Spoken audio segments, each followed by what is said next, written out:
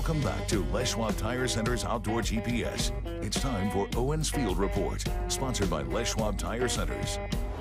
Now, as far as the field report goes for this morning, very similar to yesterday. At least I was lucky when I said if somebody were to ask, I got to find a place where I can go fishing and catch one today. Turns out somebody actually took that advice and went out and caught one. It's the lower Willamette, all right? Now, absolutely, you can go out to the Columbia and be successful. There are fish being caught out there, but I will admit most of it is in the lower river. Again, like we mentioned yesterday, a lot of it is on anchor, if not all of it. And then alongside that, plunkers. My buddies yesterday just hammered them. I can absolutely not, just the lower river. It's best I can say there. Popular plunking area. But overall, you got some pretty good opportunities to get in on some of those late springers now. Our June fishery on the Willamette, head of the channel in the harbor this morning already. Many reports, one of which I may have mentioned already, 29-pounder confirmed, caught this morning. Down there, so it is certainly an option to get out there, but you can't overlook all the other options. Kokanee fishing has been great, trout fishing has been phenomenal, especially out of Hag. Walleye fishing has been starting to turn on in the Columbia and in the Channel. Folks are actually down there chasing walleye on, pulling worm harnesses and catching Chinook. So you've got a lot of options that are out there. You just got to pick one. Really, it's just that simple. When we have Pro in here in just a little bit, we're going to talk about options in the saltwater chasing bottom fish, which is a huge fishery. And if you haven't gone out and caught your own groceries, I mean like table fare that's second to none, you're going to want to pay attention to that. You just did a seminar on that over at Fisherman's, right? So, I mean, that's kind of started a thing. So there's a lot of options that are out there. Just got to pick what it is that you want to do, from hiking in on some of the tributaries for summer steelhead and springers. That option is good. Again, waters are starting to get pretty low.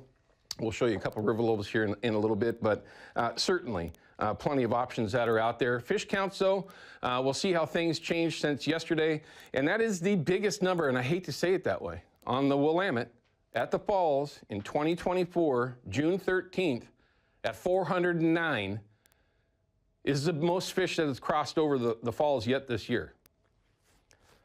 And that's a whole entire other can of worms to talk about. We're not going to get sidetracked with that, but at least the numbers are starting to go up.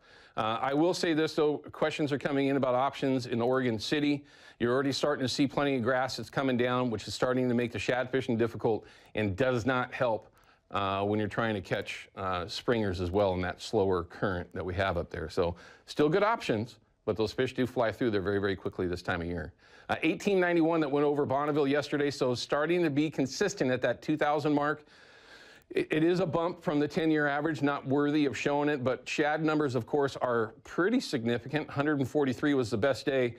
Sockeye ramping up. Look at that. Really? Oh, they just got the year-to-date wrong. Anyway, I guess that's Ryan that did that. 11,599, so that's the biggest day so far. There are plenty of sockeye, and they are open now on the entirety of the Columbia. And remember that goes against your 2 salmonoid limit per day. So if you catch 2 sockeye, they are considered adults, and you have to tag them as such. So just keep that in mind. It is worth every ounce of that sockeye if you actually go out, target them, and catch them. They are arguably my favorite fish now. Springer's pretty darn good, but those sockeye are phenomenal. So anyway, there you go. So those are the counts that are going over. You can look forward to that as you're going forward this week. River levels, though, dropping very, very quickly, as you can tell. Looks like it's going to be low enough where these tides are going to start to really influence. If you're going to be on the anchor or if you're going to be plunking, you have got to play the tides, or you're just literally going to screw up your whole day.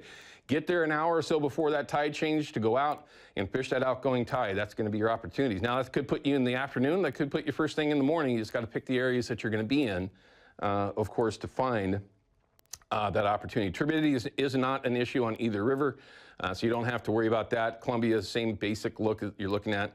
That is at Vancouver. Same thing, play the tides or troll.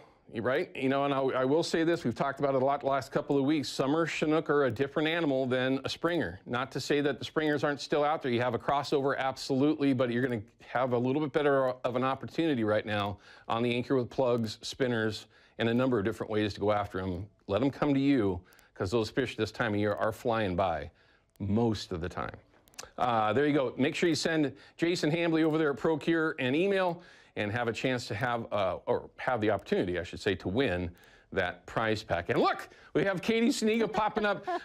We've got some great weather to look forward to this upcoming week. I think so. I think we have a little something for everybody with some cooler, showery weather and then some warmer, sunny weather. So those of you who tell me I don't like it to get above 60, we have 2 more days for you like that. And then for those of you that have been dying for that summer-like weather, that starts about midweek. We've had quite a bit of cloud cover this morning, but not as much rain as yesterday. And we are anticipating the showers to pick up right around 2 o'clock. So just keep that in mind for any activities you may have in the afternoon and evening. They stick around till we get to the later part of the evening and going into that midnight hour. You'll notice things start to dry out, but we're not completely done. Showers pick up right around 6 o'clock tomorrow, and then we have some scattered showers through midday, and by 3 o'clock it looks like everything should be dried out. And then by the time we get to Tuesday, Wednesday, Thursday, and beyond, everything stays pretty dry. Not as much accumulation today as yesterday. We made it to 2/10 of an inch, and you'll notice here this particular model only shows 600 of an inch. Some show up to 1/10. Some are showing none at all. And that will really be dependent on where you are. You might not see anything, or you might actually get one of those nice little showers that come through. Low pressure center is moving on. By Wednesday, when we start warming up and drying up, you see this high pressure building. And then there is a possibility for this to drop in as we go into the beginning of next week. But right now, the only thing that looks like it will do is drop our temperatures back. We should still stay dry, but we'll be keeping an eye on that. As far as that 7-day forecast goes, there's your 2 60-degree days, your 1 70-degree day, and then a bunch of 81s coming in after that. Love it. Anything that doesn't have a 9 in front of it, I'm good with. And it looks like we're going to have a pretty good stretch of it. Is it going to continue? That's what it looks like right now. I mean, we could drop down a little cooler on Monday if that trough comes in, but you know, that's more than a week away. So we have to, you know, kind of watch that. And before I go, happy Father's Day. Hey, thank you very much. I appreciate that. Have a great week, okay? Okay, you too. All right, we're going to cut to, as a matter of fact, hold on. I've got time here. I'm going to go ahead and make an executive decision. I don't get to make those decisions. Apparently, we had a call from Bob that just came in, was asking about the legalities of using corn for kokanee. You can use, well, especially shoe peg corn for kokanee. No question. Trout, though, as I remember, am I right? You don't guide trout, so maybe Pro doesn't know. But you can't use corn for trout fishing. At least that's how I understand it. So, Bob, no worries. Go buy yourself a can of that white shoe peg corn. Either fish it straight with tuna dumped in there, or add your Procure scents to it, whatever it might be, and just go catch them. And be very specific on how you do it. Remember we had Kokanee Kid in here? Very, very important that you don't put too much meat inside the shank of that hook. I would say that that was one of the best tips that we got from him. Now, we've also got a call from Jeff from Portland. We're going to see the best that we can do here. Jeff, looks like you have a question about areas for disabled fishermen. What areas are you looking for? Like the coast, close to home? What are you looking for? Yeah, it'd be around the, in the Portland area.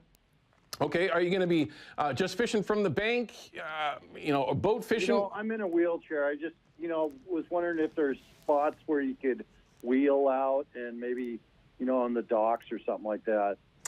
That is a very tough question, and the only reason why I say that is the best places that I know of for disabled or handicapped angling opportunities are along the coast, like North Fork, Nehalem.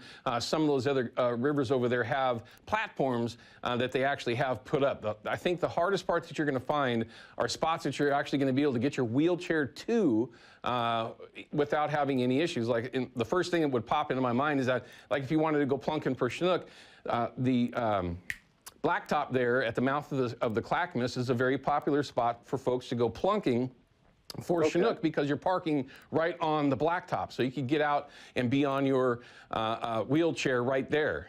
The problem of that is, though, of course, is that somebody might have to help you, if you were lucky enough to get a fish, to get it from that the platform or from the water to where you actually are. So it can be difficult, but there's some great sources that you can look into, actually Googling that exact question, or just going right to ODFW's website. They have an entire section there specifically for handicap opportunities. Now, I mentioned I already mentioned Hag Lake just a little bit ago. There's 2 of the 4 parking areas that are there where you can literally open up your car door and fish right next to your rig and go plunking for trout or casting for trout, whatever it is that you want to do. I like to just plunk with power bait there, and the fishing can be excellent, especially if you just want to go fishing. Go ahead. Yeah, perfect. That gives me some ideas. Hag Lake is a great spot, and it's out of those parking spots, A, B, and D, I believe, are the ones that you can park right there and fish from your vehicle. But it's well worth going there and checking it out. There's a lot of really good opportunities there. Okay, super. Thank you for your time. You're welcome. Good luck. Be safe, and send some photos in. We'd love to show you off, all right? Okay, thank you. You bet, sir. You take care. All right, we're going to cut to a break. When we come back, special guest in studio this morning is Pro Escobedo from VIP Outdoors. We're going to talk about a number of things, but I want to start out with bottom fishing. Some of the products that he makes from VIP Outdoors are obviously the top notch, but very specific to what it is that you want to do. And we'll get some advice from Pro on how you can be more successful when you get out there and do it as well. We'll be back with that in just a minute. Outdoor GPS is brought to you by P-Line, because we fish, by Hawken Fishing, perfection in fishing gear, and by Haxton's Canvas and Upholstery, the trusted name of the Pacific Northwest.